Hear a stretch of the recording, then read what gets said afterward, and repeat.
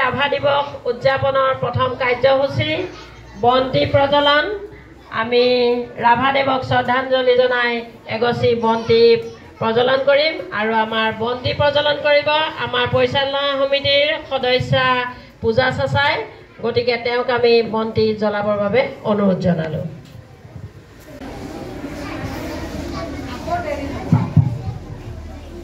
সকলোৱে ৰাভাদেৱৰ প্ৰতিচ্ছবি নমো কৰা আৰু আশীষ বিচাৰে যাতে তেওঁৰ বাটেৰে আমি ডাঙৰ হ'লে আগবাঢ়ি যাব পাৰোঁ দেই। 30 জুন সমগ্ৰ অসমতে ৰাভা দিৱস উদযাপন কৰিছে।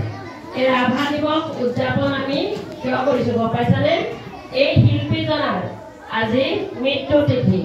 তেওঁ 1969 চনৰ 20 জুন তাৰিখে তেওঁৰ মৃত্যু হৈছিল আৰু সেয়েহে তেওঁক আজি আমি সকলোৱে সোঁৱৰিছোঁ আৰু তেওঁৰ প্ৰতিচ্ছবিত আমি শ্ৰদ্ধাঞ্জলি অৰ্পণ কৰিছোঁ। প্ৰথম কাৰ্যসূচী কবিতা আবৃত্তি প্ৰতিযোগিতা আমি আৰম্ভ কৰিবলৈ লৈছোঁ। তাৰ বিচাৰকৰ আসনত আছে আমাৰ সহকাৰী শিক্ষয়িত্ৰী গীতাঞ্জলি দাস বৰা বাইদেউ আৰু আমাৰ অংগনবাদী কৰ্মী গীতা কৰ্মকাৰ বাইদেউ।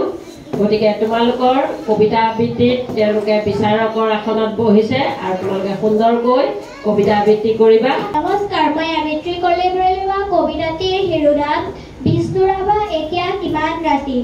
কবি বীৰেন্দ্ৰ কুমাৰ ভট্টাচাৰ্য। বিষ্ণু ৰাভা এতিয়া কিমান ৰাতি, তুমি হাৰে আছা, হাৰে আছো আমি আৰু হাৰে আছে প্ৰীতি। বিহুৰ তলিত চিফুক বাহিৰ কৰুণ সুৰ, বড়ো গাভৰুৰ নাচোনৰ তাল ভাগে। জনতাৰ চকুৰ পানীৰে পোৰ, মাজ নিশা শুনে ৰাজ আলিয়েদি আক্ষেপ কৰি যায় বিষ্ণু ৰাভা নাই। নিজান চেলত তুমি হাৰে আছা, হাৰে আছে ফুৰ ইটাৰ দেৱাল। বন্তি তোমাৰ কণ্ঠৰ সুৰ, নাচোনৰ লয়লা। তুমি হাৰে আছা, হাৰে আছে আৰু জাগ্ৰত জনতা। নিদ্ৰাবিহীন ৰাতি, বিষ্ণু ৰাভা এতিয়া কিমান ৰাতি। মোৰ নাম শ্ৰীমতী পিংকলা কৰ্মকাৰ। মই এটা কবিতা আবৃত্তি কৰিম। দুখীয়াৰ কলিজা নিঙাৰিলেও তেজ হুহি হুহি প্ৰিয়, ৰুকি ৰুকি মংঘ চুবাই খাওঁ, ৰুকি হাত কিডালো চুবাওঁ। হুচিয়াৰ হুচিয়াৰ ধনী মহাজন জমিদাৰ, হুচিয়াৰ হুচিয়াৰ হে যুদ্ধৰ আমি ৰনোৱা, পৃথিৱীৰ হালোৱা বনোৱা, হম বিজয়ী আমি দুখীয়া। কবিতাৰ শিৰোনাম বিষ্ণু ৰাভা এতিয়া কিমান ৰাতি। বিষ্ণু ৰাভা এতিয়া কিমান ৰাতি, তুমি হাৰে আছা, হাৰে আছো আমি আৰু হাৰে আছে প্ৰীতি। বিহুৰ তলিত চিপুং বাহিৰ কৰুণ সুৰ, বড়ো গাভৰুৰ নাচোনৰ তাল ভাগে। জনতাৰ চকুৰ পানীৰ পোৰ, মাজ নিশা কোনে ৰাজ আলিয়েদি আক্ষেপ কৰি যায় বিষ্ণু ৰাভা নাই। নিজান চেলত তুমি হাৰে আছা, হাৰে আছে ক্ৰূৰ ইটাৰ দেৱাল।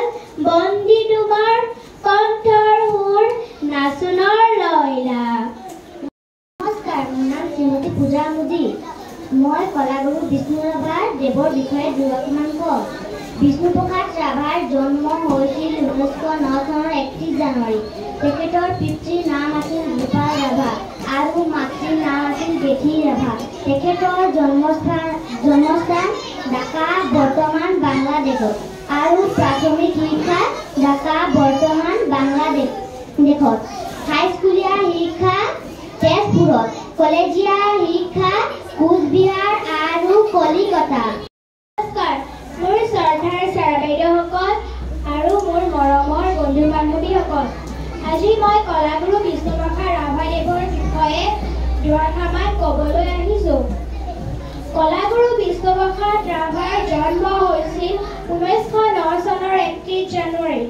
তেওঁৰ পিতৃৰ নাম আছিল গোপাল ৰাভা আৰু মাতৃ বেথী ৰাভা।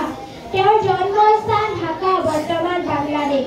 তেওঁ প্ৰাথমিক শিক্ষা ঢাকা বৰ্তমান বাংলাদেশ, হাইস্কুলীয়া শিক্ষা তেজপুৰত, কলেজীয়া শিক্ষা কোচবিহাৰ আৰু কলিকতা। কলাগুৰু বিষ্ণুপ্ৰসাদ ৰাভা এজন সৃষ্টিশীল প্ৰতিভাসম্পন্ন তীক্ষ্ণবুদ্ধিৰ ব্যক্তি আছিল। তেওঁ একেদৰে সুনিপুণ গল্পকাৰ, সুৰকাৰ, খেলুৱৈ, গীতিকাৰ আছিল। তেওঁ বহুতো চিত্ৰ আঁকিছিল। তাৰ ভিতৰত শ্ৰীমন্ত শংকৰদেৱৰ চিত্ৰ আৰু বাহী আলোচনী বেতুপাতৰ বাবে অঁকা ৭ কলমীয়া সিংহাসনৰ ছবি উল্লেখযোগ্য। তেওঁ বহুতো ভাষা জানিছিল। তেওঁ অসমৰ বাদ্যযন্ত্ৰ যেনে ঢোল, খোল, তাল, পেঁপা, ডঙ্কা, কালি, টোকাৰী আদিৰ বিষয়ে বিজ্ঞানসন্মত অধ্যয়ন কৰিছিল।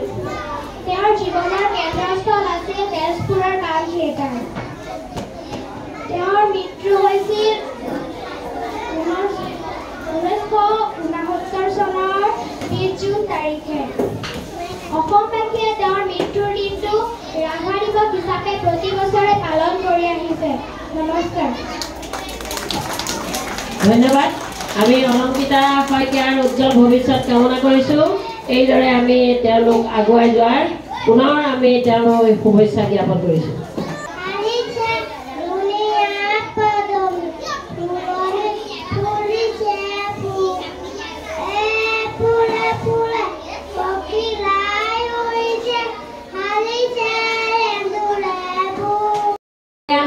তেওঁ এতিয়া ৰাভা সংগীত পৰিৱেশন কৰিব। বিলতে হালিছে ধুনীয়া পদুমি, ফুলনিত ফুলিছে ফুল, ফুলে ফুলে পখিলাই উৰিছে, হালিছে নেনুনে ভুল। আমাৰ স্বনামধন্য কলাকাৰ বিষ্ণুপ্ৰসাদ ৰাভাই আমাৰ সকলোকে কন্দুৱাই ইহ সংসাৰ ত্যাগ কৰিছিলে, হয়নে? তেওঁ মৃত্যু হ'ল, কিন্তু তেওঁ আমাক যি দি থৈ গ'ল তেওঁক আমি মৃত্যু হৈছে বুলি ক'ব নোৱাৰোঁ, হয়নে নহয়? এতিয়া আমি ইতিমধ্যে কি পাতিলোঁ? বিষ্ণুপ্ৰসাদ ৰাভাৰ ওপৰত কবিতা বৃত্তি, বিষ্ণুপ্ৰসাদ ৰাভাৰ বিষয়ে দুআষাৰমান। এতিয়া আমি বিষ্ণুপ্ৰসাদ ৰাভাৰ বিষয়ে সৰুকৈ এখনি কুইজ কম্পিটিশ্যন আৰম্ভ কৰিবলৈ ওলাইছোঁ।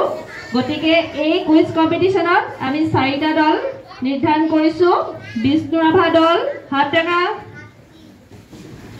জ্যোতিপ্ৰসাদ দল হাতটেঙা, ফণী শৰ্মা দল আৰু ভূপেন হাজৰিকা দল।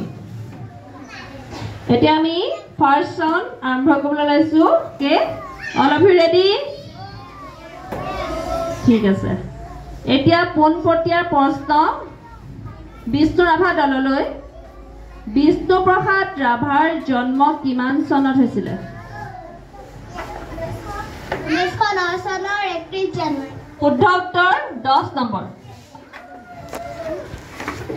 এতিয়া next question goes two Jyotiprasad দল। ৰাভাদেৱৰ মৃত্যু দিনটো কি দিৱস হিচাপে পালন কৰা হয়? ৰাভা দিৱস। শুদ্ধ উত্তৰ।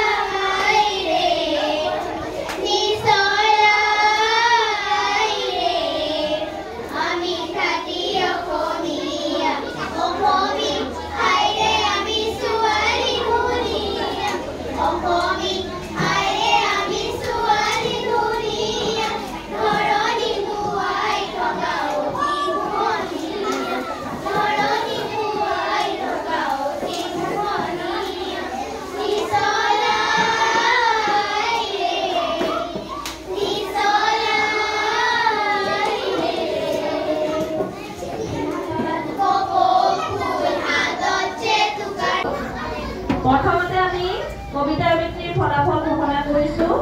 কবিতা আবৃত্তিৰ প্ৰথম পুৰস্কাৰ পাবলৈ সক্ষম হৈছে অংকিতা কৰ্মকাৰ।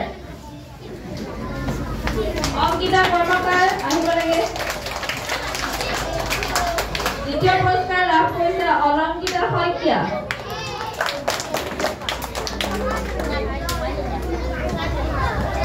অংকিতা কৰ্মকাৰক আমাৰ পৰিচালনা সমিতিৰ সদস্য পূজা চচাৰ পৰা পুৰস্কাৰটো ল'বলৈ অনুৰোধ কৰিম।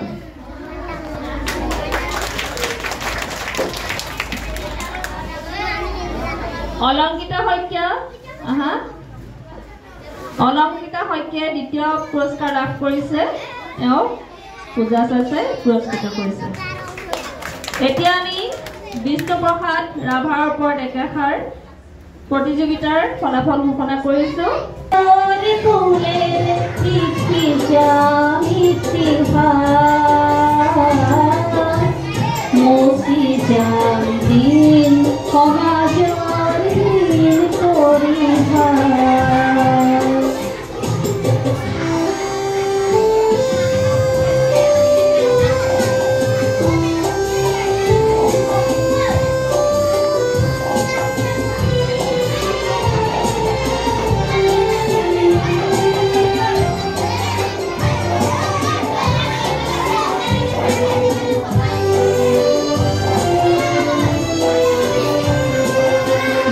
ধৰণী কুলাৰ ৰঙা